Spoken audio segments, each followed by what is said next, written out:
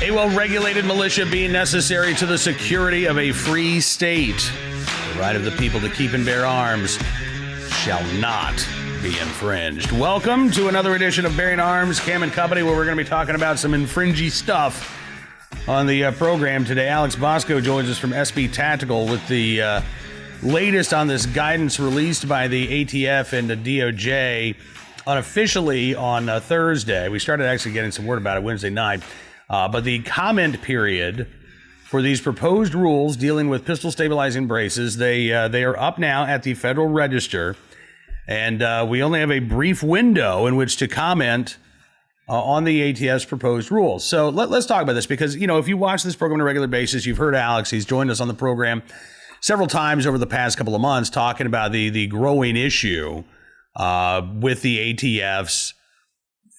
Vague and arbitrary standards for what constitutes a short-barreled rifle as opposed to a pistol with a stabilizing brace. And so ATF's been supposedly working on these rules, trying to develop, formal rules. Okay, well, they released their proposal, and the formal rules are just as vague and fuzzy and arbitrary and capricious as they've been. It's just now they're official, as opposed to the unofficial, vague and fuzzy rules. So if you look at the standards of the ATF, I can't even call them standards. If you look at the guidelines that the ATF uses to say, okay, well, here's how you can tell if the gun that you own is a pistol or if it's a short-barreled rifle, they don't actually tell you for sure. They use a lot of weasel words like likely and maybe and possibly. But they don't tell you, look, here's what you need to do if you want your gun to be legal, and here's what you do if you want your gun to be an NFA item. They don't let you know. And instead, they say, here's what may be an NFA item. Here's what we would likely consider to be an NFA item, but we can't tell you for sure. But under this proposal, the ATF says, look, we want to make it easy for you gun owners. If you think that you may own one of these items that could be considered a short-barreled rifle that would need to be registered under the National Firearms Act, well, we want to open up the NFA and let you do so free. You don't even have to pay the $200 tax stamp. You can just go ahead. We'll give you an amnesty, and you can sign up and you can register your gun with us just to be on the safe side. Or they say you can take the stabilizing brace off of your AR-style pistol and you can destroy it. Or you can replace the barrel on your AR-style pistol and make sure that it's long enough that it would not be considered a short-barreled rifle. Or they say you can turn your gun in to the ATF and they'll take care of it for you. Or you can destroy your firearm. One other option they don't mention but it's sort of left unsaid is you could keep your AR-style pistol with the stabilizing brace attached.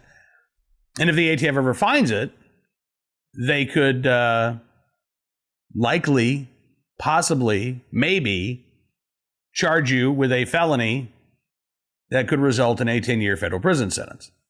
Yeah. So you got the carrot, right? Here, we're going to let you register for free. You got the stick.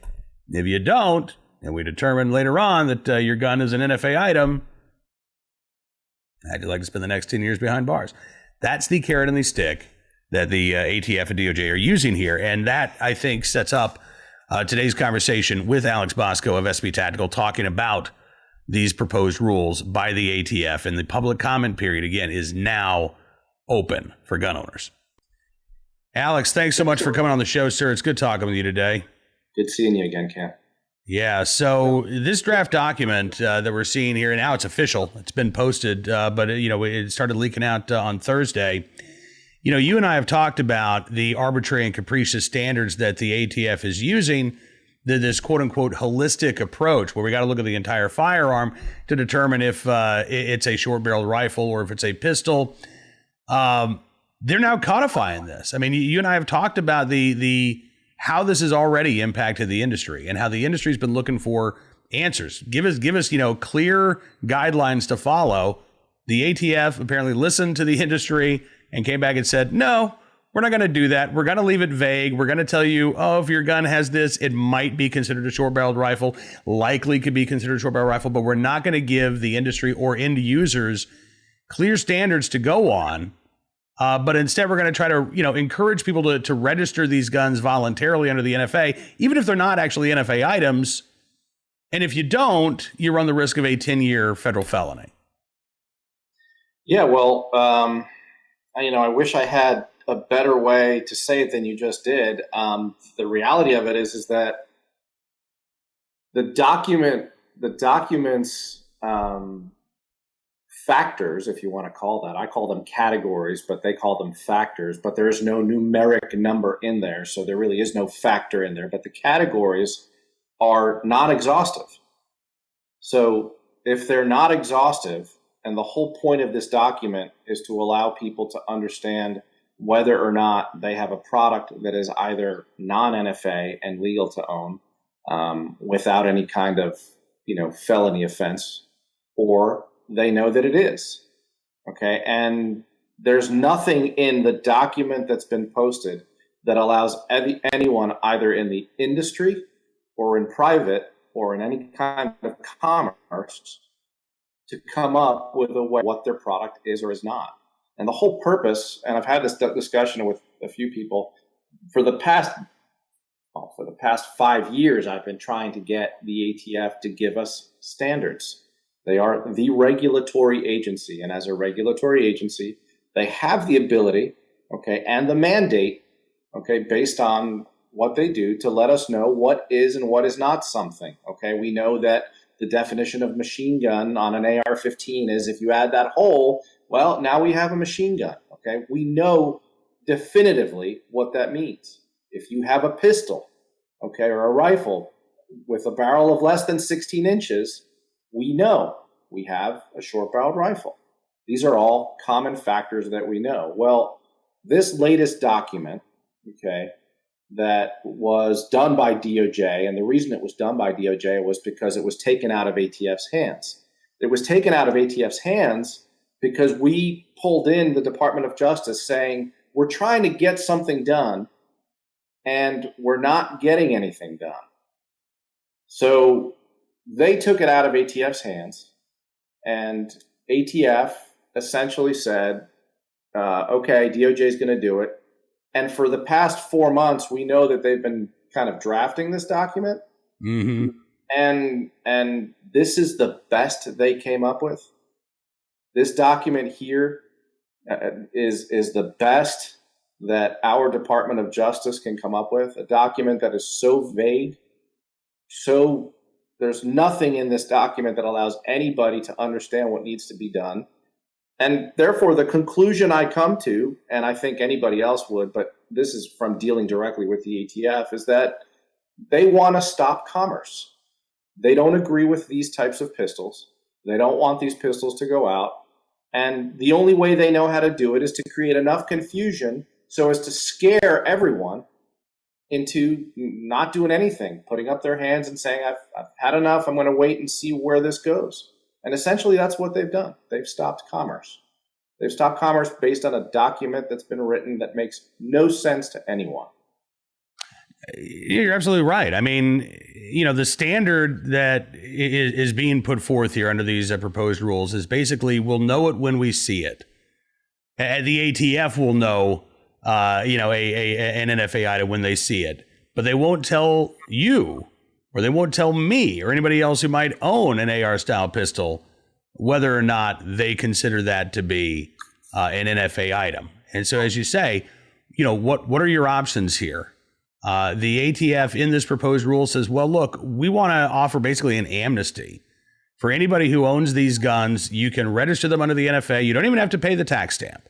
So you can do it free and clear. And you might as well, better play it safe than sorry. If you don't know and we can't tell you, or we won't tell you whether or not this gun is actually an NFA item, go ahead and register. It doesn't cost you anything. Just register your gun. But then they also make clear, if you don't, and we determine that your gun is an NFA item, you could be prosecuted. You could be facing 10 years in prison. So they say the other options besides registration, which again, they're willing to waive that fee in order to dangle that carrot for gun owners. They say you can either remove the barrel or replace it with one that is not going to be considered a short-barreled rifle. You can remove the stabilizing brace and destroy it, right? You can't even maintain possession of it. Or you can turn your gun into the ATF and let them have it, or you can destroy your firearm. Those are the options that the ATFs provided. So even though this is supposedly voluntary and they're just, encouraging people to voluntarily register, there's a stick to go along with that carrot, Alex. And the stick is, we're not going to tell you if you're in compliance with the law or not, but if you're not, you could be facing a decade in federal prison. Right. Well, the part that to me is obscene, as usual, the part that disgusts me to no end, is that you have a government agency that has been mandated to regulate this industry that gives no standards and no options other than to register a gun. Now, the whole purpose of this document, the whole purpose of putting out a document that gives standards is to allow me and you, okay, to be able to look at what we've got. Okay, I've got this gun in my hand and be able to look at it and say, well, okay, based on what you're telling me, I know what I've got. So I know that I don't have to register it, or I know that I should register it. Okay, well, based on their sets, okay, everything needs to be registered. Nothing is approved. There is no approved brace. And oh, by the way, we don't approve braces. Okay, so it doesn't matter if you have an approval, because in the end, if you put some kind of accessory on this firearm, the gun could be an NFA firearm. If you put a scope, a rifled scope on an AR-15 pistol, according to this document, your weapon could be or may be defined as an NFA firearm. So you could or may go to prison for up to 10 years. Now, considering that we are the largest group of, I think, the most law-abiding citizens of this country, why? Because we don't want to lose this love of firearms that most of us have, okay? We want to self-regulate. Well, this document doesn't allow anybody to self-regulate. What it does is it codifies the ATFs will know it when we see it attitude to anything and everything. And that is, I mean, if that doesn't piss the citizen off, the fact that the government wants to hold the thing that the government can do to you is to take away your freedom. That is the most that they can do. Well, they're holding the entire Second Amendment community in a position where they've got this rubber ruler and they can decide at any given point what they want to do with the ability of putting you in prison.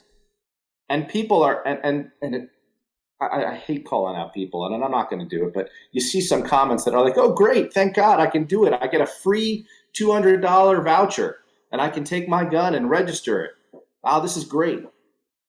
No, that's not great, okay? That's the ATF kind of, I mean, do you think we're stupid? And maybe some of us are, maybe some of us are.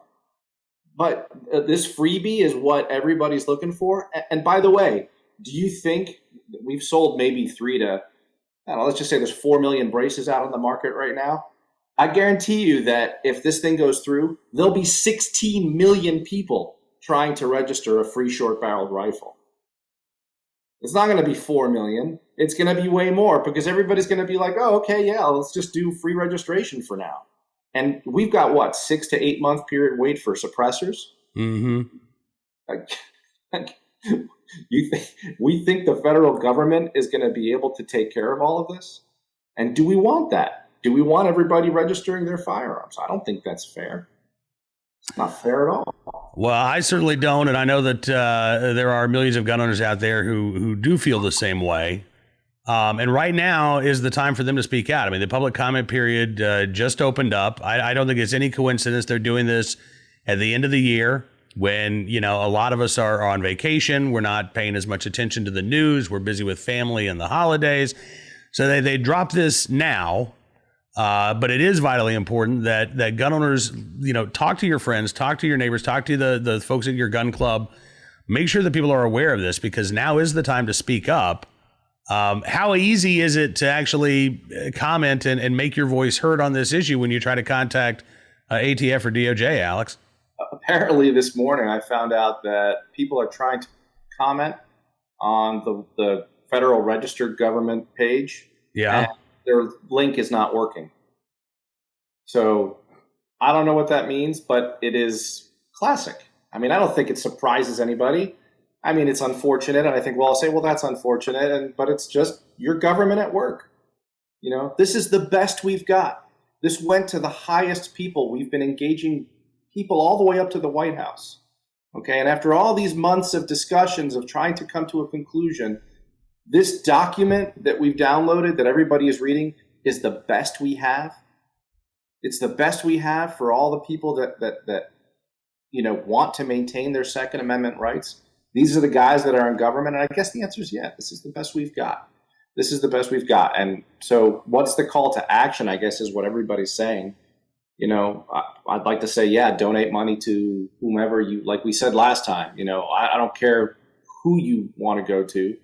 Let it be the NRA, GOA, NAGR, Firearm Policy Coalition, whoever you work with, that you want to work with, you should be donating money to them in some way, shape, or form, so that hopefully those people, okay, will stick up for us. Now, a lot of people have been saying, well, the NRA hasn't done anything. The NRA has been helping us out. NSSF, I went to their webpage a little while ago. Nothing. NSSF is supposed to be the industry helper for this kind of stuff. There's nothing there. Where are these people? I know what I'm doing. I know the amount of money I'm spending every year on attorneys. Okay, I'm putting up the good fight. I know there's frac action. I know that those guys are going to be helping us out by setting up if there's going to be if there's going to be a lawsuit, which you damn well better think there will be. I think people need to start commenting. Do whatever you can. Now's not the time to sit back. Absolutely. And I'm really glad to hear that, you are prepared to challenge this legally if this goes through. But, obviously it's better to stop a bad rule from being implemented than it is to, fight a bad rule in court and hopefully get it thrown out. So if we can, be preemptive here, then I think that's the way to go. But it is disappointing. And it's frustrating because I know that, I've heard from a lot of gun owners over the last 24 hours or so asking, okay, where is the White House? Where is Donald Trump on this? You're saying that, you've had contacts or there have been contacts with the White House. What can you talk about the reaction or the amount of interest that you've seen from the administration in terms of dealing with this issue? It's hard because there's conversation as you and I speak right now. I know there are conversations going on at the highest levels of government. There's an election going on in Georgia. The idea that a document that would be the largest gun registration in U.S. history under Trump comes out 2 weeks before the end of an election that is so important to us in Georgia, and that nobody in politics is really saying anything. You don't think that's going to affect the Second Amendment voters of the state of Georgia? That under Trump,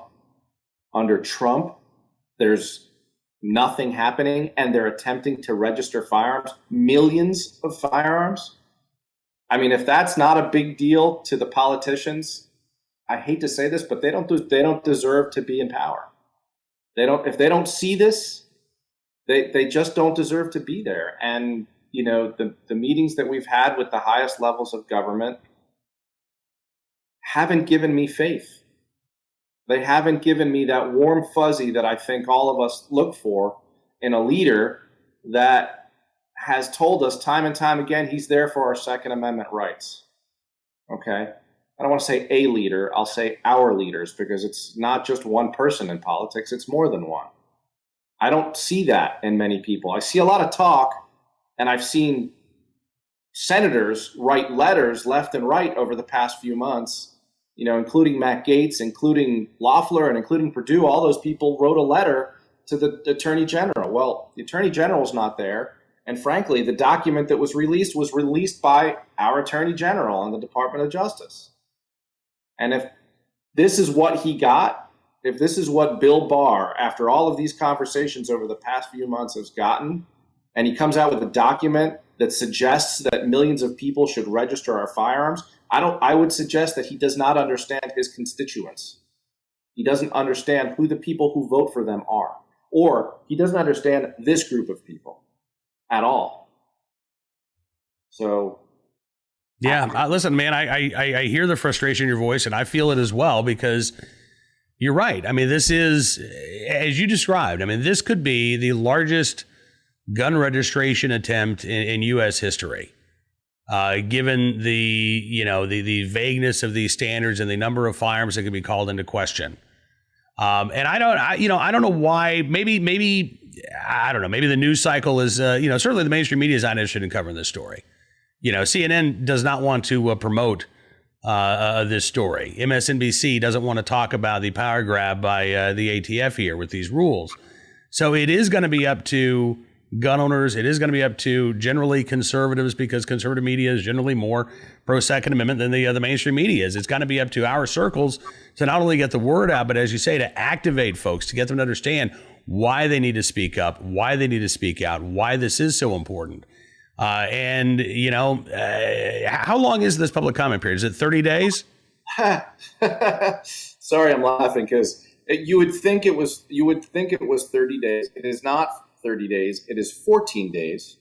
And the reason that the federal government thinks it shouldn't be granted the 30-day period of time, and I'll quote from their letter because it's in footnote 9, and it says, only significant guidance documents as defined by 28 CFR are required to be made available for public notice and comment for at least 30 days. Only significant ones. The exceptions are in this footnote, is when the notice and public comment are impracticable. And I'm thinking to myself, impracticable, you mean like when it's during a holiday season, possibly? Like when you've got Christmas and New Year's and the last day that you can comment is New Year's Eve? That's kind of impractical. That should be an exception. Well, the second exception is when it's unnecessary, they write here. Well, let me think. Is the brace something that is a danger to society? Is it something that needs to be taken care of immediately within these next 14 periods? So unnecessary is an exception. And then the other one, the last one, which I find most interesting, is that they only give you more than 14 days if it's contrary to the public interest. So do you think that this might be contrary to the public interest? 4 million people? And this is written in their document, Cam. So essentially they're saying only significant guidance documents get more than 14 days. They don't consider, and again, just like they may consider, a gun with a stabilizing brace to be a short-barreled rifle. Apparently, they may consider this to be an insignificant issue, but it's not for the millions of Americans who own these firearms. This is, and frankly, every American who cares about their Second Amendment right, this is a significant issue, and that is unbelievable. I got to tell you, I'm not an attorney, Alex, but I would think that the 14-day period alone, when you start looking at challengeable actions here, that would appear to be one of them. That the ATF should give the public more time to comment on this, but they're not. So again, that 14-day period, that encompasses Christmas Eve, Christmas Day, New Year's Eve, as well as a couple of weekends. So get your comments in early. We're going to give folks a link at bearingarms.com. And Alex, I want to stay on this with you. Can you come back? Even if we just have to do something over the phone, can we maybe touch base next week and just get an update from you? Yeah, I'm here for you, and I enjoy talking to you. I think most of all, I'm here for the people who have all these questions. I see the comments online. I am unfortunately an overly sensitive fellow, and I read a lot of it. And you get a lot of these people saying, "Oh, he's only in it for his money. What does he know?" What's the other one? He needs to destroy his entire database of customers so that when the government comes to him to steal the customers, he's only thinking for himself. I mean, there's all sorts of crazy stuff you see online. I'm here for everyone who's ever purchased one of my products, and I'm here for people who love the Second Amendment. Okay, and I'm going to put my money where my mouth is, and this does not end here. Okay? This does not end here. We will fight for this tooth and nail. The one requirement we have, okay, is that people comment. Okay, and in those comments, they want your name, okay, your address. They don't want profanities. They want you to know what you think about this idea of not having any characteristics and holding you liable for a felony offense. So I'll be back for you whenever you need me, Cam. All right, Alex, I appreciate it very much, man. Thank you so much for your time today, and we'll talk again soon. All right, I appreciate Alex joining us on the program, and I'm glad to hear a couple of things. I'm glad to hear that, if this bad proposed rule becomes a bad regulation, that he is planning on challenging this in court. That's very good news. I'm encouraged by the high-level discussions that continue to take place. But again, the administration needs to hear from gun owners too. They need to know that this is an important issue. As I said in my first piece at Bearing Arms on Thursday about this proposed regulation, Donald Trump keeps talking about maybe 2024. Donald Trump Jr. Rumored to be interested in a political career. There's been talk about Laura Trump running for Senate in 2022. This would be a really bad way to leave gun owners and put a pause on political aspirations for the next couple of years, to let this proposed rule go unchallenged. Whatever the president can do, the president should be doing right now to put a stop to this. And I know he's got a lot on his plate. I know that, there's the COVID fight. There is still the election fight. I know all of that. There's the elections in Georgia that we talked about. I know all of those things. But this is an important issue. And as gun owners, we need to remind our elected officials how important an issue this is. So, again, you can find out, go to bearingarms.com and look for this story, and you'll find a link to the Federal Register, which hopefully works, and you can submit your comments that way. But I would also, again, I'd reach out to the White House. I would reach out to your member of Congress and your U.S. senators, particularly if they're pro-gun. But even if they're not, I'd still reach out to them and let them know this is an issue that they need to be speaking up about, that this is an issue that they need to be vocal on, that these vague and fuzzy standards that simply we have no way of knowing whether or not they can be met should not be the basis for, as Alex said, stopping commerce completely. They should not be the basis for a potential 10-year prison sentence if the government can't tell you, hey, this is good, that's not. Hope that clears up any confusion. If they can't present you with those clear standards, if instead the standard is, well, we know it when we see it, but you won't know it until we see it, how on earth can anybody be expected to comply? Which is why, even though there is no mandate to register firearms, the ATF is encouraging folks to do so, knowing that that will be the only option for a lot of folks. This is bad rulemaking. And I know the NFA, I know gun owners would like to see the NFA go away completely. Right there with you. But for now, the NFA is in place. And this ruling, or this proposed rule from ATF and DOJ, would mean that millions of firearms that are currently legally owned would now become prohibited items unless they were registered with the government, using these vague and fuzzy standards. They can't even tell you for sure if you need to. They're just saying better safe than sorry. That's not the way the law should work. All right, let's turn our attention to today's Armed Citizen story, our good deed of the day. Our recidivist report as well. We'll start there with a story out of Tuscaloosa, Alabama, where a individual now facing attempted murder charges after shooting at an occupied car. 28-year-old Bruce Thomas arrested on a warrant on Wednesday and charged with attempted murder, according to Tuscaloosa police. Stems from a shooting back on December the 1st, at 3:30 in the afternoon. They say a victim inside a vehicle was not injured when the shots were fired into the vehicle, but the vehicle itself was struck numerous times. Police noted that Bruce Thomas had several outstanding warrants when he was taken into custody on Wednesday this week for probation revocation on previous cases. Yeah, so he's had his probation revoked multiple times for previous crimes. but was still back out on the streets, including robbery and kidnapping, by the way. So we're not talking about, like little ticky-tack offenses, driving without a seatbelt, jaywalking, robbery, kidnapping. And Bruce Thomas, already out on probation for those crimes at the tender age of 28.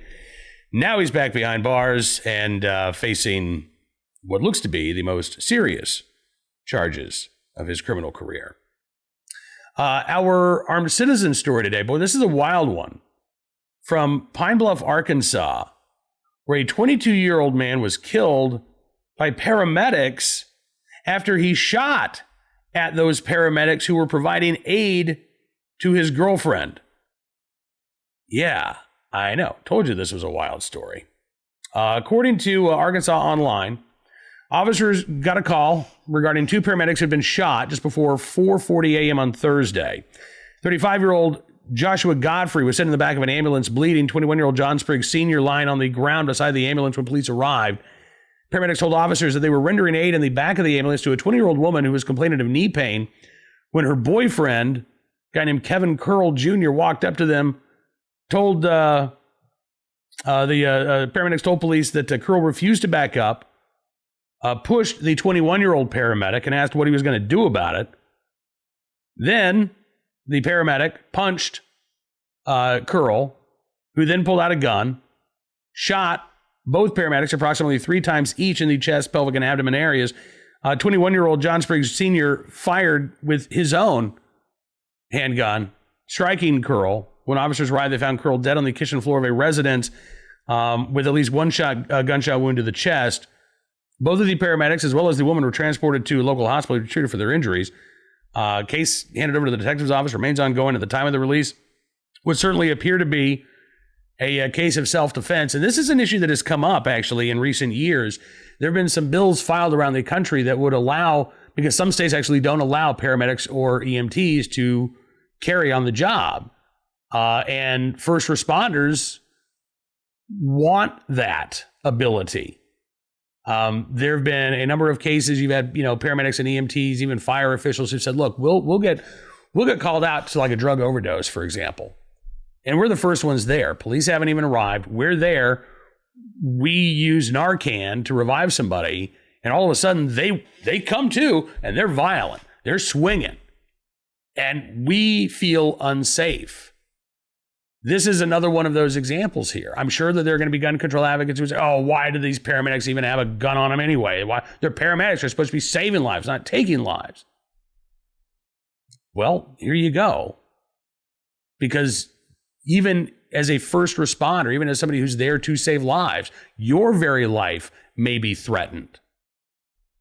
This guy shot these paramedics. And who knows what would have happened had the 21-year-old not been able to return fire. So we'll keep an eye on this story. We'll give you more details as they become available. Hopefully we'll have some new information for you on Monday's Bearing Arms Cam and Company.